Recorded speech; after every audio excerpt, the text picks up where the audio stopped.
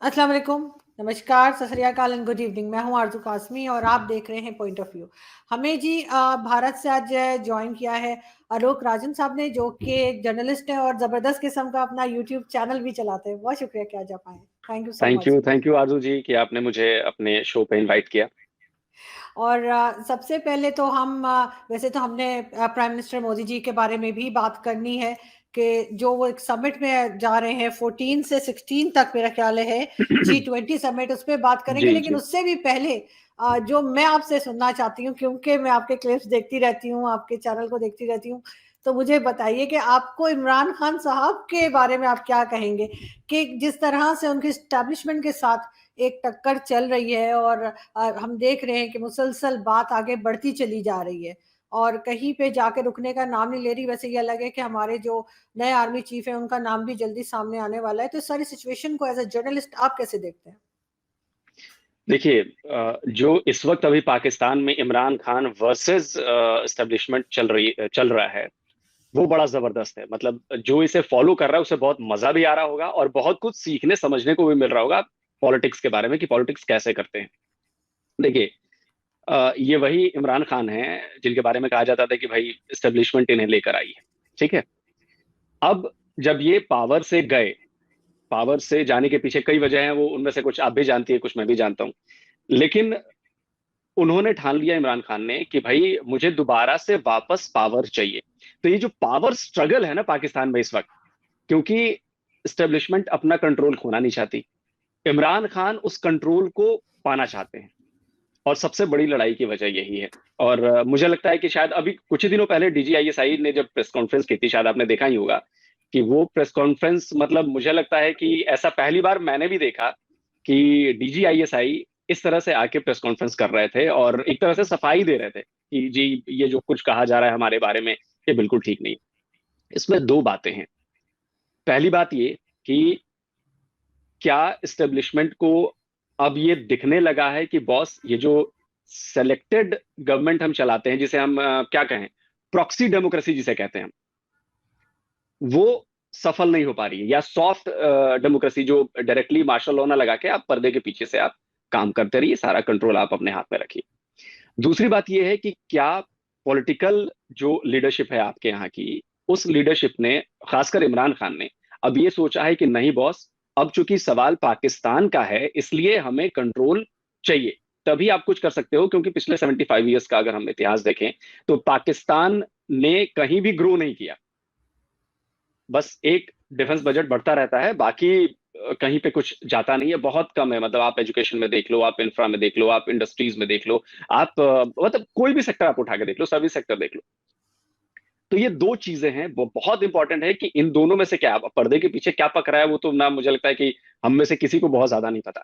लेकिन इमरान खान ने एक चीज, मैं इमरान खान का बड़ा फैन हूँ आरजू जी, मैं आपको बता रहा हूँ। इमरान खान को हम भी चाहते हैं कि, मैं भी चाहता हूँ कि वो पीएम दोबारा से बने। इमरान खान ने एक मोमेंट बना दिया है। लेकिन अब परेशानी इसमें एक और पैदा हो गई है। परेशानी ये पैदा हुई है कि जिस मोमेंटो को निकाला है इमरान खान ने, वो जा किधर रहा है, उसकी डायरेक्शन किधर है। क्योंकि ये टकराव अगर बढ़ता रहा, और आपको याद होगा आरजू जी कि लगातार इमरान खान एक चीज हर बार बोलते हैं, 1971 का वो जिक्र आजकल बहुत बार कर रहे हैं कि जी उस समय भी सीटें किसी और को ज्यादा मिली थी और उनके साथ नाइंसाफी हो गई और ऐसा वैसा। तो ये डेंजरस है पाकिस्तान के लिए। मतलब ऐसे मैं बाहर से बैठ के ये देख रहा हूं कि ये सिचुएशन अगर वैसी बन रही है, तो इस्टेब्लिशमेंट और पॉलिटिकल लीडरशिप में इतने हद तक टकराव आ गया कि आपको 1971 की याद दिलानी पड़ रही है कि बॉस, जनता की पावर मेरे पास है, वो वाली गलती मत करो, नहीं तो क्या होगा, बंटवारा हो जाएगा। यही होगा ना, अगर 71 की आप याद दिला रहे हो तो ये मुझे लगता है कि ओवरऑल पाकिस्तान के लिए बड़ी, मतलब अभी मैं कहीं पढ़ रहा था, वॉल स्ट्रीट जर्नल का शायद कोई एक आर्टिकल अभी आया था, अभी शायद अभी आज ही पढ़ रहा था मैं। तो उसमें उन्होंने अपने एडिटोरियल में लिखा कि बॉस, इमरान खान ने पुश करके एज पे ला दिया है पाकिस्तान को। तो यानी कि ये बहुत गंभीर स्थिति है। और मुझे नहीं लगता कि इस्टेब्लिशमेंट ऐसा चाहेगी कि ऐसा हो, क्योंकि फिर उनकी बड़ी बदनामी होगी इस मामले में। तो वो किसी तरह कोशिश कर रही है कि भाई मामला सुलझ जाए, चीजें हो जाएं, मिली भगत से चीजें हो जाएं। लेकिन मुझे लगता नहीं है कि इतनी जल्दी ये मसला जो है वो ओवर होने वाला है, आर्मी चीफ, नए आर्मी चीफ के बनने के बावजूद भी। आप देखिएगा ये इतनी जल्दी ओवर नहीं होगा। लेकिन आपको लगता है कि जनता की ताकत उनके साथ है और वो वाकई में 71 का जो बार बार जिक्र करते हैं, लेकिन इमरान खान को तो खुद एस्टेब्लिशमेंट लाई थी। उस वक्त उस टाइम पे भी यही कहा जाता था कि इनको लाया गया है, इनको वोटिंग के जरिए प्राइम मिनिस्टर नहीं बने हैं। तो फिर इमरान खान कैसे ये दावा कर रहे हैं? और साथ साथ ये भी कहा जा रहा है कि इमरान खान कहते हैं अगर मुझे ले आओ तो सब ठीक है, अगर मुझे नहीं लाते तो फिर सब गलत है, एस्टेब्लिशमेंट भी गलत है, फौज भी गलत है। देखिए, इस्टेब्लिशमेंट लेकर तो आई थी, सेलेक्ट करके लेके आई कि चलो जी कुछ नया है, जोश है और हमारे साथ मिलके काम करेंगे तो बेहतर हो जाएगा, मतलब अपनी स्थिति ठीक रहेगी, दोनों तरफ अपना काम चलता रहेगा। लेकिन इसमें इमरान खान ने थोड़ा सा एक स्टेप आगे वो लेके चले गए, क्योंकि देखिए आपको याद होगा कि चाइना भी इमरान खान से बहुत ज्यादा खुश नहीं है। कई सारे बयानात वैसे आए हैं और हमने देखे हैं, ऐसी चीजें देखी हैं जिससे, जैसे सीपेक वाला मामला है, उस पर भी सवाल उठाया इमरान खान ने। और सीपेक का मेन कंट्रोल किसके पास है? इस्टेब्लिशमेंट के पास है। चाहे वो उसके हेड जो थे लेफ्टिनेंट जनरल, आई थिंक असीम आसिम बाजवा थे सलीम शायद। बाजवा। जी आसिम जी सलीम जी जी बाजवा। जी जी जी जी। तो कुल जमा जो मेन की पोजीशंस है वहां पर भी सेना के ही आदमी बैठे हुए हैं। तो सबसे बड़ी बात है कि अगर आप एक कठपुतली सरकार को कब तक चलाएंगे? तो इमरान खान ने देखा कि भाई मैं देखिए मेरी जो एनालिसिस कहती है, इमरान खान कायद बनना चाहते हैं कि वो उस स्ट्रेचर पे पहुंच जाएं कि जी उन्होंने मुल्क के लिए बहुत कुछ किया। तो हुआ क्या कि इमरान खान को कुछ कर नहीं पा रहे थे, और जब फायदा नहीं हुआ, थोड़ा बहुत चाइना के खिलाफ बोला, प्रॉब्लम शुरू हुई, तब स्टेब्लिशमेंट को लगा कि यार ये अब अपने हत्थे चढ़ेगा नहीं, ये होगा नहीं, तो धीरे धीरे करके फिर माहौल बनाया गया, सभी पार्टियां एक हुई, हटा देंगी जो जो भी सियासी चीजें हुई वहां। अब चूंकि इमरान खान को इस बात का पूरा भरोसा, और जिस तरह से ये बात मुझे लगता है कि आप भी जानती हैं कि इमरान खान को सपोर्ट बहुत अच्छा है पाकिस्तान में।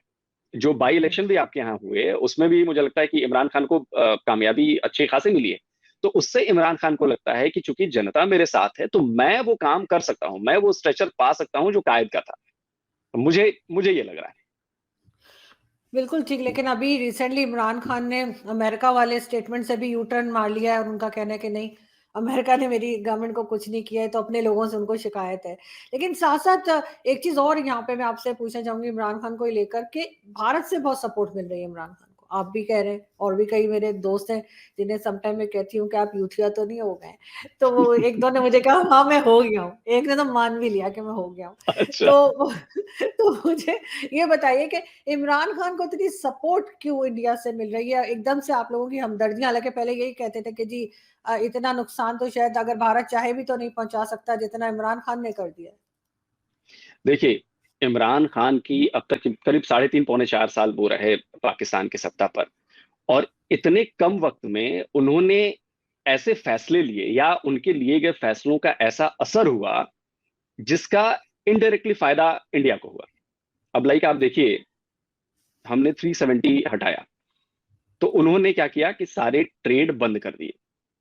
ट्रेड बंद करने से इंडिया को नुकसान बहुत ज्यादा नहीं हुआ, लेकिन ज्यादा नुकसान पाकिस्तान को हुआ। तो इनडायरेक्टली अगर वहां पे महंगाई बढ़ेगी, अगर वहां पे प्रॉब्लम बढ़ेगी, पॉलिटिकल लीडरशिप पे प्रेशर बढ़ेगा, तो इसका फायदा इंडिया को मिलना है। ठीक है। दूसरी चीज कि जिस तरह इमरान खान वर्ल्ड प्लेटफॉर्म पे जाते हैं, इंडिया की कश्मीर मुद्दे को लेकर इतना ज्यादा कुछ वो करते हैं, तो उसका भी हमें फायदा मिले, क्योंकि जो बातें कही जाती हैं पाकिस्तानी इस्टेब्लिशमेंट की तरफ से या पाकिस्तान की सरकार की तरफ से, हम उसके उलट काम कर रहे हैं कश्मीर में।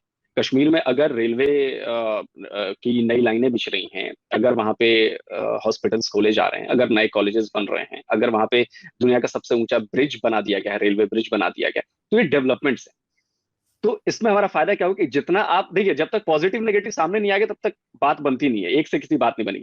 तो जब आप हमारे बारे में नेगेटिविटी फैलाओगे और हम उसके बदले में हम पॉजिटिव चीजें दिखाएंगे, हम्म। तो कश्मीर मसले को लेकर सबसे बड़ा हमारा फायदा जो है वो इमरान खान साहब ने कराया है। तो इंडिया के लिए फायदेमंद है, इसलिए हम सपोर्ट करते हैं कि उनके लिए फैसले हमारे लिए बहुत बेनिफिशियल है कि 75 ईयर्स में जो हम करना चाहते थे, जो हम अ, वो हम कर नहीं पा रहे थे, और इमरान खान की वजह से वो काम हो गया, तो इसलिए हम सपोर्ट में रहते हैं। बिल्कुल, क्योंकि कुछ लोगों ने तो डोनेशन तक जो है उनके लिए करनी शुरू कर दी है। और लेकिन देखते हैं कि आगे इमरान खान किस तरह से इस चीज़ को लेके चलते हैं, क्योंकि फिलहाल उनका लॉन्ग मार्च जो है वो अभी चल रहा है और लग यही रहा है कि वो इंतजार कर रहे हैं कि आर्मी चीफ के नाम की अनाउंसमेंट हो जाए तभी वो आगे कुछ बात करेंगे। अब लेकिन हम एक चीज और आरजू जी कहना चाहूंगा मैं। जी जी मुझे लगता है कि शायद बहुत जल्द, जैसा कि आपने कहा कि आर्मी चीफ की घोषणा हो जाएगी, लेकिन मुझे मुझे ऐसा लग रहा है कि अगर नए आर्मी चीफ आ भी गए, तो अगर इमरान खान इलेक्शन के बाद अगर चुनकर आते हैं तो उनका टेन्योर पूरा नहीं होने वाला है, जहां तक मुझे लग रहा है।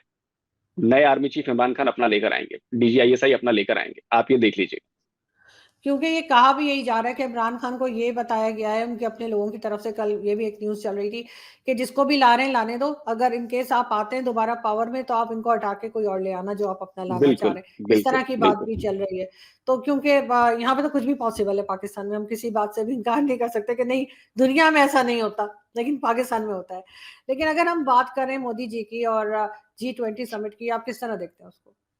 क्या होने जा रहा है? देखिए क्या क्या आप समझ रहे हैं कि क्या चैलेंजेस हैं या क्या होप्स हो सकती हैं? देखिए, इस वक्त दुनिया के सामने, मतलब दुनिया जैसे पाकिस्तान में इमरान खान कहता है ना कि नाजुक दौर से गुजर रहे हैं, वैसे ही दुनिया इस वक्त बहुत नाजुक दौर से गुजर रही है। एक तरफ रशिया यूक्रेन वॉर खत्म होने का नाम नहीं ले रही है, और उसकी वजह से उसके जो आफ्टर इफेक्ट हैं, इम्पैक्ट हैं, वो दुनिया के दूसरे देशों पर भी पड़ रहे हैं। इसमें सबसे बड़ा है फूड सिक्योरिटी है। अब अगर ये खिंचता रहा ऐसे ही, दूसरी तरफ आप देखेंगे तो अमेरिका और चाइना के बीच अब बात ट्रेड वॉर से निकलकर रियल वॉर की तरफ पहुंच गई है। क्योंकि नैन्सी पॉलिसी की यात्रा के समय हमने देखा था कि किस तरह एज पे आ गए थे दोनों देश।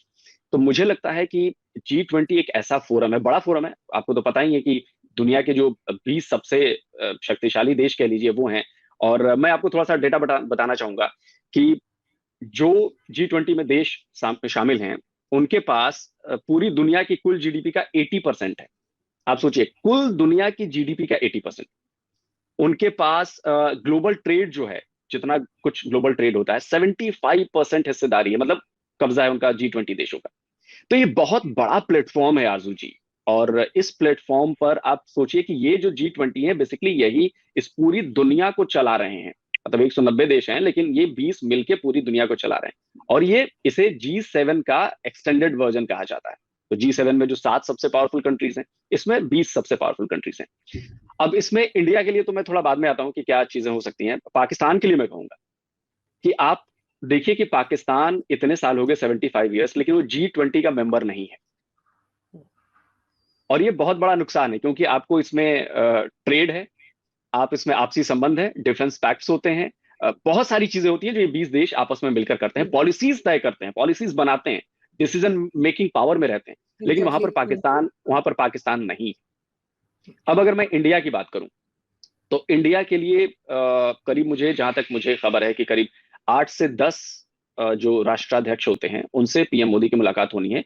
उसमें सबसे पहला नाम है आपका ऋषि सुनक, जो ब्रिटेन के प्राइम मिनिस्टर हैं। और दूसरे हैं आपके इमैनुअल मैक्रॉन, फ्रांस के प्रेसिडेंट। इन दो से बहुत इंपॉर्टेंट मीटिंग होने वाली है मोदी जी की। इसके अलावा अभी जिनपिंग से बातचीत की कोई खबर नहीं है, कोई उसकी सूचना नहीं है। बाइडेन से भी मुलाकात की कोई ऐसी कुछ सूचना नहीं। तो ऋषि सुनक के साथ जो मीटिंग होनी है, वो उसमें दो बातें बहुत इंपॉर्टेंट है। पहली बात है एफटीए, फ्री ट्रेड अग्रीमेंट, जो दिवाली तक हो जाना था। बोरिस जॉनसन, आपको याद होगा कि आए थे तो उन्होंने कहा था कि हम दिवाली तक इसको कर देंगे, लेकिन वो हुआ नहीं, क्योंकि एक तो पॉलिटिकल उठापटक मची रही ब्रिटेन में। बिल्कुल और उसके, बिल्कुल। हाँ, उसके अलावा थोड़ा सा ब्रिटेन की तरफ से जो नए नए मंत्री थे, प्राइम मिनिस्टर थी, उनकी तरफ से कुछ ऐसे बयानबाजियां हुई जिससे थोड़ा इंडियंस नाराज हो गए। तो उन्होंने कहा कि बॉस, अभी इसको ना ठंडे बस्ते में डाल दो। लेकिन वो ठंडे बस्ते में डालने का मतलब ये हुआ कि ब्रिटेन की इकोनॉमी के लिए, अभी हमने ब्रिटेन को क्रॉस करके 5th इकोनॉमी बने हैं, वर्ल्ड की लार्जेस्ट। तो ब्रिटेन को अपनी इकोनॉमी पे ध्यान देना है, और उसके लिए भारत के साथ एफटीए बहुत जरूरी है, बहुत ज्यादा जरूरी है। तो ऋषि सुनक इस बात की कोशिश में है कि भाई किसी तरह से एफटीए हो जाए। दूसरी बात कि बोरिस जॉनसन ने उस वक्त भी आए थे, जब शायद पिछले साल की ही बात है, मई की। तो उन्होंने एक रोड मैप 2030 की बात की थी। मोदी जी भी थे, वो दोनों ने मिलकर ये बात कही थी कि ब्रिटेन और इंडिया के बीच के संबंधों को लेकर हम इसकी चर्चा करेंगे, इस पे बात करेंगे, कैसे बिजनेस बढ़ाएं, डिफेंस पैक्ट बढ़ाएं, और भी सारी चीजें, मैन्युफैक्चरिंग है, मिलकर कुछ काम करें। तो उस पर भी बात होनी। तो ये दो चीजें इंडिया के लिए बहुत ज्यादा इंपॉर्टेंट है। उसके बाद तीसरी चीज होती है जो मैक्रो के साथ मीटिंग है पीएम मोदी की, उसमें सबसे बड़ा जो इशू होने वाला है वो है इंडो पैसिफिक। आपको याद होगा, अभी से कुछ ही दिन पहले फ्रांस ने इंडो पैसिफिक को लेकर अपनी पॉलिसी जारी की है, और उसमें उन्होंने कहा है कि इंडिया बहुत बड़ा साझेदार है हमारा इंडो पैसिफिक में। और ये भारत के लिए भी फायदेमंद है कि भाई भारत के लिए भी इंडो पैसिफिक में उनको मजबूती मिलेगी चाइना के खिलाफ। सेंटर में तो चाइना ही है। तो ये बड़ी इंपॉर्टेंट बातचीत होने वाली है भारत के नजरिए से वहां बाली में। देखिए, आपने चाइना का कहा, और चाइना अमेरिका के रिलेशन भी हमने देखा है कि काफी खराब रहे, लेकिन अभी आज ही की बात है बल्कि कि दोनों जगह के जो कहना चाहिए कि प्रेसिडेंट हैं, उनको मैंने आज हाथ मिलाते हुए देखा और बड़ी एक स्माइलिंग फेस था। वैसे देख के अच्छा ही लगा कि टेंशन कम है। लेकिन इस चीज को आप कैसे देखते हैं? कोई नई डेवलपमेंट होने जा रही है या एक सिर्फ ये पॉलिटिक्स खेली जा रही है? ये सिर्फ और सिर्फ पॉलिटिक्स है। देखिए, मुस्कुरा रहे हैं चेहरे पे, लेकिन मन में क्या चल रहा है वो दोनों नेता जानते हैं। दोनों नेता जानते हैं। अभी देखिए, रशिया यूक्रेन वॉर में चीन ने क्या किया? चीन ने रशिया का साथ दिया। जी। अमेरिका रशिया के खिलाफ है, हम्म। सैंक्शंस लगा रहा है, लोगों को, जो दूसरे देश हैं उनको भी कह रहा है कि भैया आप रशिया के साथ मत जाओ। तो यूक्रेन रशिया की वॉर में भी अमेरिका और चाइना दोनों एक दूसरे के खिलाफ हैं। हम्म। यही चीज ट्रेड वॉर में भी हो रही है, यही चीज इंडो पैसिफिक में भी हो रही है ताइवान को लेकर। और ताइवान पर चाइना का स्टैंड बड़ा क्लियर है। वो कहता है कि जी हम तो इसे मिलाकर रहेंगे, वो चाहे आप प्यार से मान जाओ या जोर जबरदस्ती से मानो, मिलाना तो है हमने। अमेरिका ऐसा होने नहीं देगा। तो हम जो चेहरे पे हंसी देख रहे हैं वो बेसिकली हंसी नहीं है, वो मजबूरी है, क्योंकि आप ऐसे प्लेटफॉर्म पे जहाँ पे आपको हंसना तो पड़ेगा, लेकिन पीछे बहुत सारी पॉलिटिक्स चल रही है और वहां भी हालात ठीक नहीं है। तो एक वॉर रशिया यूक्रेन में चल रही है और दूसरी वॉर की तैयारी इधर भी चल रही है। चाइना भी तैयारी कर रहा है और अमेरिका भी तैयारी कर रहा है। साल भर बाद हो, 2 साल बाद हो, लेकिन मुझे लग रहा है कि बहुत, अगर ज्यादा अच्छे तरीके से नेगोशिएशन नहीं हुई दोनों देशों के बीच में, तो वॉर हो सकती है। और ये फिर दुनिया के लिए और भी ज्यादा मुश्किल होने वाली है। लेकिन लोग बड़े सरप्राइज हुए हैं आज, ये जिस किस्म की फुटेजेस आई हैं दोनों की आपस में मिलते हुए, जो वीडियोस आ रही थी, हम देख रहे थे टीवी के ऊपर, तो लोगों को बिल्कुल भी उम्मीद नहीं थी।